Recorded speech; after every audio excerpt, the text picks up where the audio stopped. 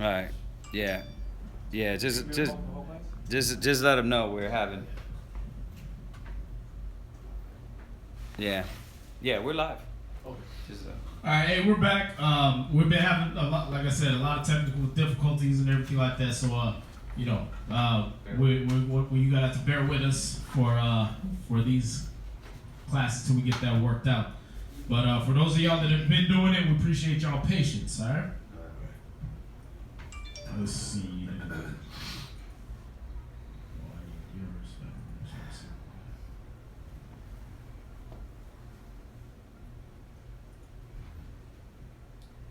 swap it back. I mean, at this point, we know it's the end. You can also look at it on here too and see if the podcast crash.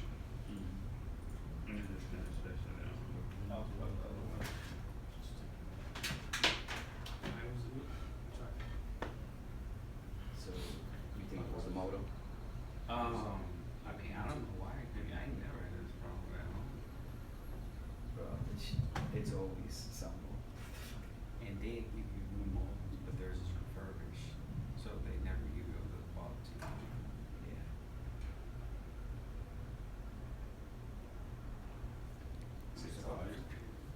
Yeah, we're back.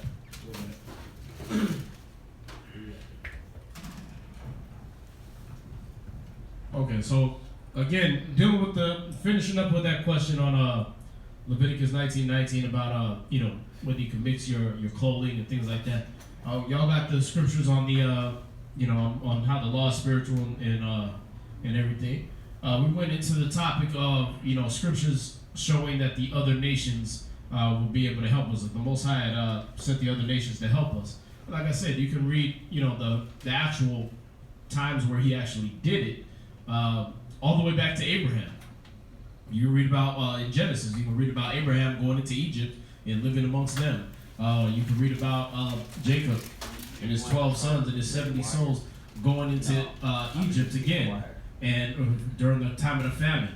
All right, so there are times where He used the other nations to sustain Israel, and there are times where, again, Christ even prescribed that. When we go to Luke chapter 16, verse 9, we find out that Christ had told us to even do that, to use them for what they're good for, basically. All right. So read that. Luke chapter 16, verse 9. Luke chapter 16, verse 9. And I say unto you, make to yourselves friends of the mammon of unrighteousness, that when ye fail, they may receive you into everlasting habitations. Right. It said, make friends of the mammon of unrighteousness. So you're gonna make friends in the truth, and you're gonna make friends out of the truth. Like Paul said, as much as lieth in you, be at peace with all men. Why? Because there might be a time where you messed up, you know what I mean? And some cop was ready to beat your ass for being black, and then he like, oh, wait a minute. I remember when you helped me change that tire that time. Right? Or I remember when you, instead of you calling me a dumb cracker and kicking me down the street, you know what I mean? Like the other guys that dress like you, when you went and gave me some cold water that day. You see that? So there's going to be times where you never know who you're going to be doing right to. You never know who you're going to be righteous around, and they're going to know, hey, okay, you know what? You took care of me when I was low, so I'm going to take care of you. Y'all see that? The Good Samaritan, the parable of the Good Samaritan, right? The people of Samaria, they were not Israelites, but Levite priests walked by the Hebrew brother that was messed up on the side of the road. Robbers had beat him down. Another priest walked by, and finally the Samaritan, where Acts tells you that Jews have no dealing with the Samaritans, right? It was unlawful for us to sit with them. Right, John chapter 4 tell you the Jews have no dealings with the Samaritans, but this Samaritan stopped by, picked the brother up, patched him up, took him to the inn, paid for his time in the inn, and told them to take care of him and put everything on his tab. So there are plenty of instances where the Most High used the nations to help us. He also used them to hurt us. when he put us in our captivities, he used Esau. He used the so-called white man. Put us into captivity. When David was on the run. Right, that's what I mentioned. Right, all right. When he went to the Philistines. Right. All right. So we've got all these instances where, historically, he always used them. All right, he used the whole earth, as a matter of fact. Give me that in Deuteronomy 32, verse 8. The whole earth is actually made. Sorry, wait a minute. No. 2nd Ezra 6, 46. The whole earth is made to help us. The whole earth is made for our sakes, as the scriptures say. All right, so we're going to go there real quick. 2nd Ezra chapter 6. This is 2nd Ezra chapter 6 and verse 55. 55, there we go. Say count when you have it, please. 12 tribes. 2nd Ezra chapter 6 and verse 55. 12 tribes, capitals. All this have I spoken before thee, O Lord, because thou madest the world for our sakes. See that? So again, he made the world for our sakes. He didn't make the world for no other people, but for Israel. All right. The whole world is meant to serve us. That'll be like that when you go to Isaiah 60. It's going to be like that. All right. What's that last question on there? It says, question: is it permissible for a Hebrew family to keep their dogs or cats in their home? Is there any commandment against this act? No, there's no commandment against keeping those animals in your home. As a matter of fact, when you read the scriptures, what did the woman tell Christ when you go to Matthew chapter 15? Yeah. Right. It said the dogs eat the crumbs that fall from the master's table. So clearly, this was a custom we had in Israel. All right. Because they're good garbage disposal. Dogs, pigs. We don't have pigs running all through your house because they're filthy animals, right? But dogs, you drop something on the floor, they'll eat it right up. You see that? Of course, you're gonna make sure you sweep and mop because dogs lick other places beside just the floor. All right. You don't want to be like Esau and have them licking them all in your mouth. Trying to run up in them and everything like that. But yeah, they are permissible to have in your household. Cats are a whole different story. They tell you not to have cats around newborns. All right, so you want to research on cats. All right, we don't really see a lot of that in our culture. You saw that a lot in Egyptian culture. But cats actually produce a worm in their feces. That like when a mouse will come and they'll eat the doo-doo or something like that. It'll eat their feces. And the worm will get into the mouse's brain. It will actually have the mouse walk right up to the cat. It'll make it goes into a certain part of his brain where this mouse will walk right up to the cat and let him kill him.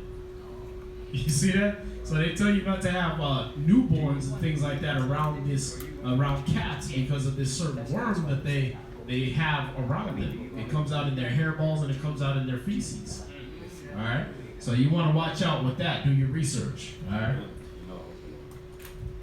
It's funny you mentioned that. I was gonna say it would be kind of good to have cats and dogs, I guess, around your house because they keep like the rodents and stuff like that away from your house.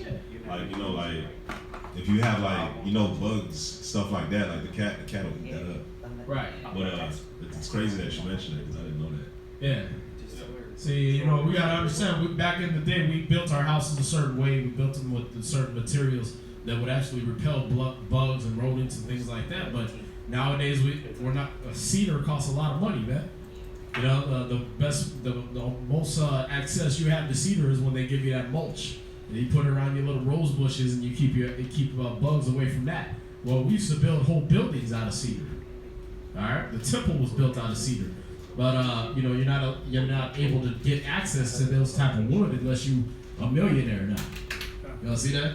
But since those bugs come in your house, yeah, you have a dog or a cat there, they chase the thing down. You don't want the cowardly dog and the cowardly cat that lets the mouse chase them all over the room. But again, do your research on it. Let's see. Was that it? All right, so we're going to go into this class, continuing where we left off on Wednesday. All right, reneging on your promise. All right, basically drawing back and being double-minded.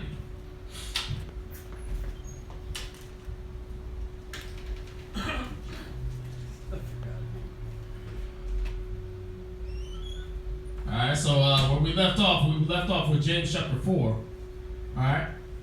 So let's go there. We started James chapter 4. But again, this topic comes up because you have brothers and sisters that you've made this vow to the Most High. You put your life in the Most High's hand, and you said, you know what, my life is to do your will, like David said, right? But then when it comes down to doing His will, oh, that's too hard. Oh, why you got me doing that? Why you got me under these brothers? Or why you got them yelling at me? Or why you got me in this situation? Well, you asked for it. You said you want to be a servant of the Most High. Y'all see that? No. So you got to understand that this is why the Most High put you in the situations, because He wants to prove you. He wants to make sure that you're a pure-minded person that He can trust with His ways. All right? Where we at? James 4? This is James chapter 4 and verse 4. You can start at, go ahead, read 4. We'll pick up where we left off. Ye adulterers and adulteresses. So again, Wednesday we were talking about why is He calling us this? Why is He basically calling us hoes? Because an adulterer and adulteress, they committed to one person. They committed to this certain person for life. And then they went and backtracked and said, you know what, but I want that person over there. Oh, I want to go with that over there. And what did we do with the Most High? We committed. We said Amen when He read us the commandments, right? We said, I'm an Israelite. Yeah, I want to do that. I want to serve the Most High. And you put your life, your spirit into that contract. And now you sit there and talk about, well, I can't make it because of this reason or that excuse or this excuse. Y'all see that? That's an adulterer, man. That's a person that they don't know what they really want out of their relationship. What if the Most High did that to you? Yeah, I was going to send some angels to keep you breathing today, but I don't feel like it. It's something I don't like about you. Yeah, this sounds like a lot of work, man. What if you had an excuse to keep an excuse when it came for your next heartbeat?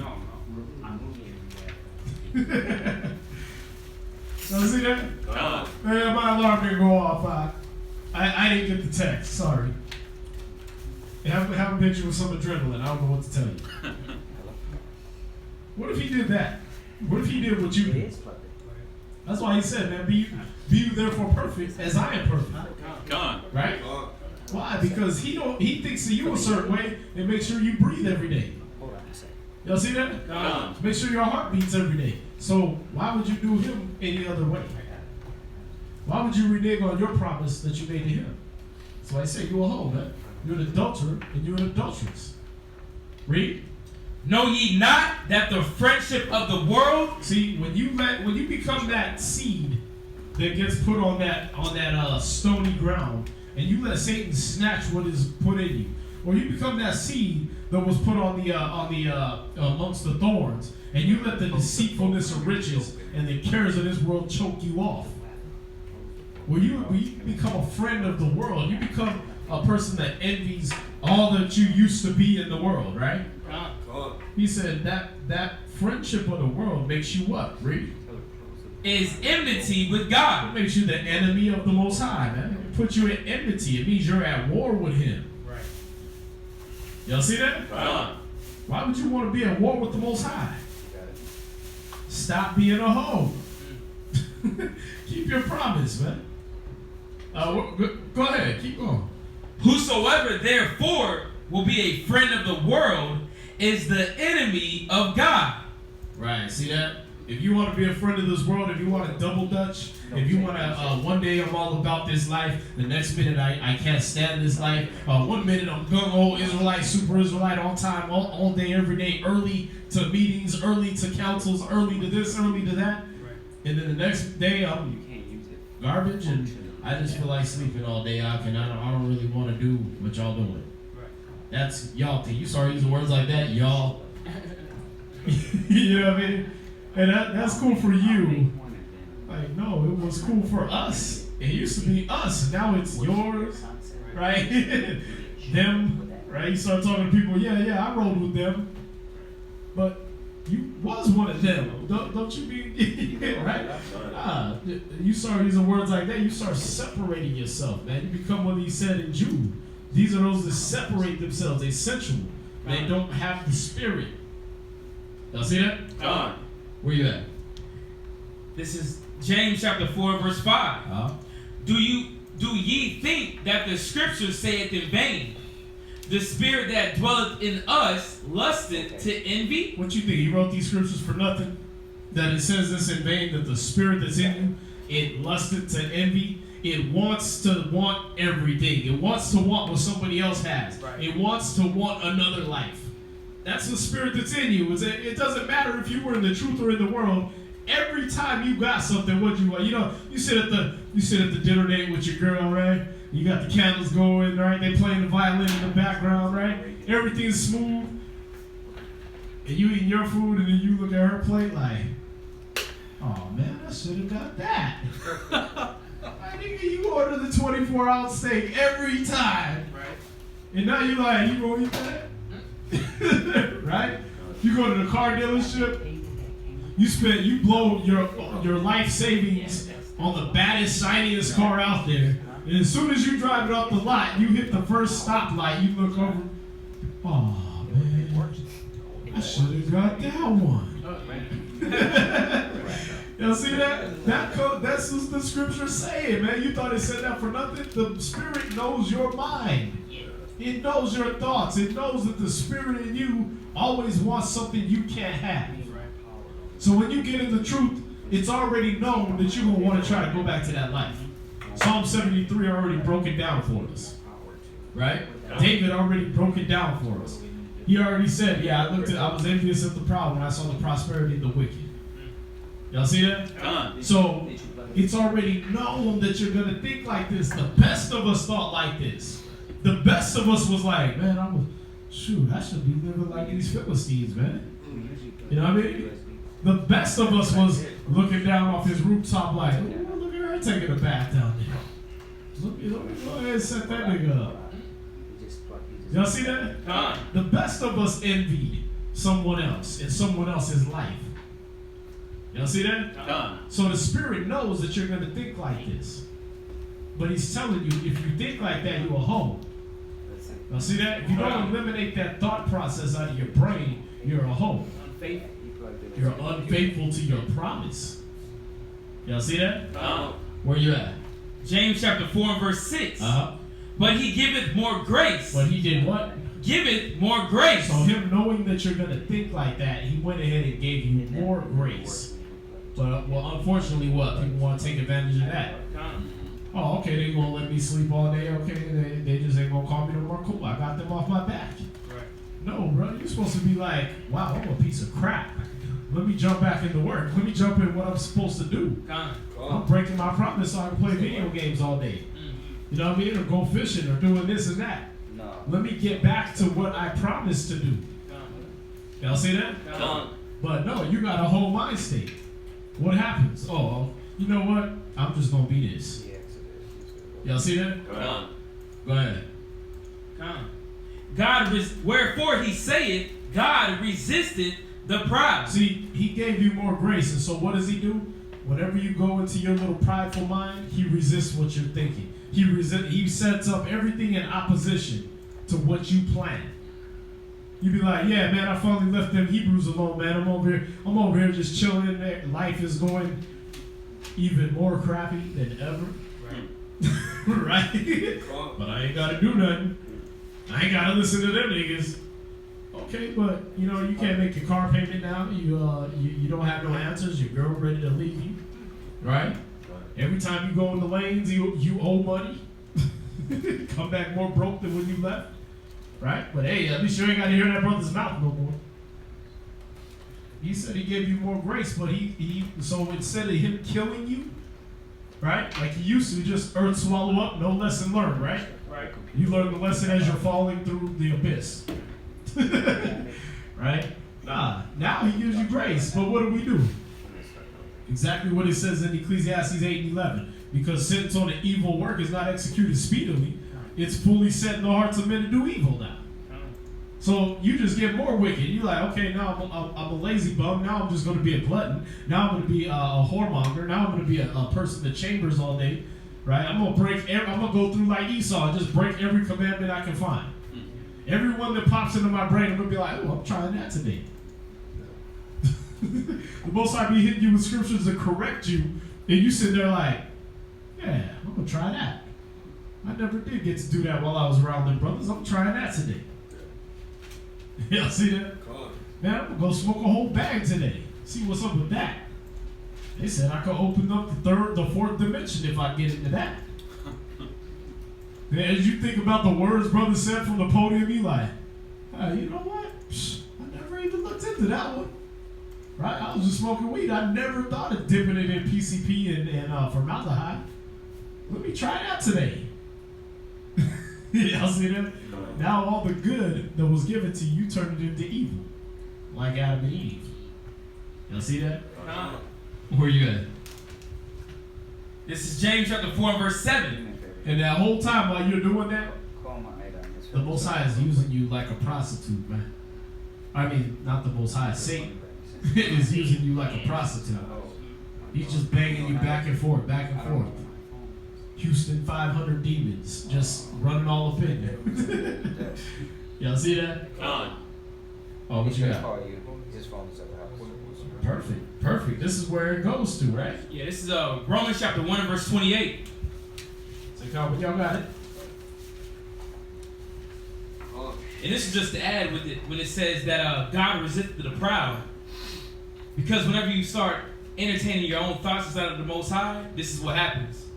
Read. Romans chapter 1 verse 28. And even as they did not like to retain the Most High in their knowledge. They didn't like the restraint that the Most High had on them to keep them safe. They didn't like the safety that the Most High had in His Word for them. So they start being entertained by their own thoughts. By what, like I said, the devil, the little tricks that he played. Read. Right, when it said that they didn't want to retain the Most High in their knowledge, man. They didn't want to keep His words. They didn't want to keep their promise that they made to Him. They didn't keep the Most High up here. Y'all see that? Why? Because the things they envied after, the things they lusted after, took over. Y'all see that? Go ahead. Read. The Most High gave them over to a reprobate mind. A reprobate mind. Can somebody look that word up? A reprobate. So the Most High gave them over to what they wanted. All the envy of the old world. They didn't want to have, once again, the restraint that the Most High has on us to keep us in good graces with Him. Anybody find reprobate?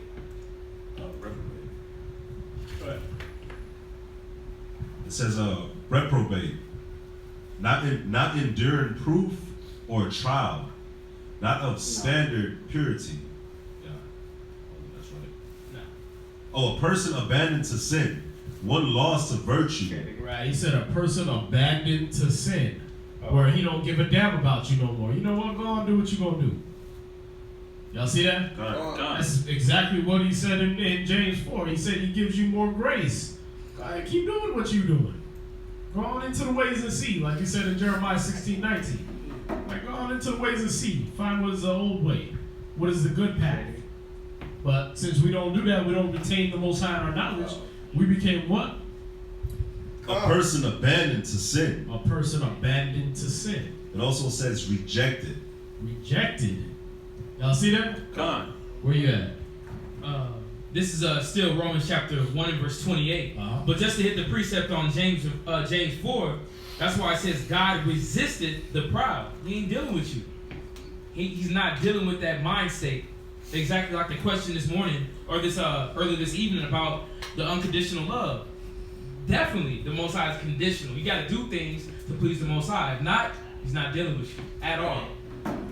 Finish that Romans chapter 1 and verse 28. To do those, to do those things which are not convenient.